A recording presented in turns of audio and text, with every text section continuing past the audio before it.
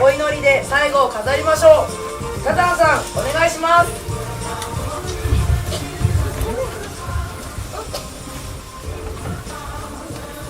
皆さんどうでしたか今日は。ありがとうございました。今からチベットのロンタを巻きます。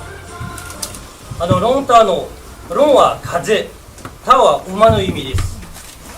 チベットでは峠など高いところで旅の無事と世界の平和を祈ってロンタを空に巻きます。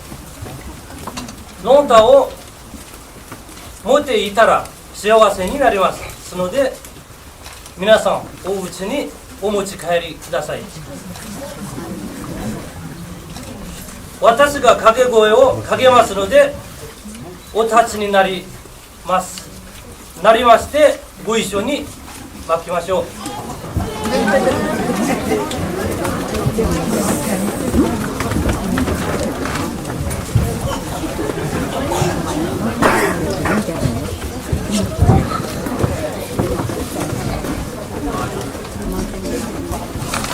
ありがとうございます。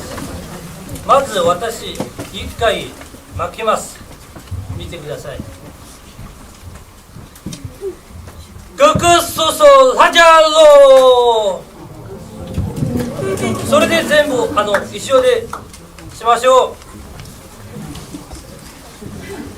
グクソソハジャロー。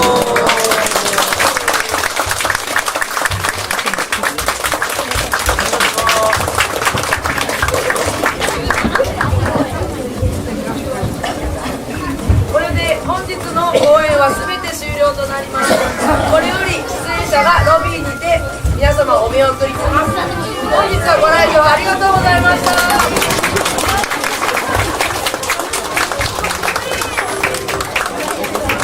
お持ち帰りください。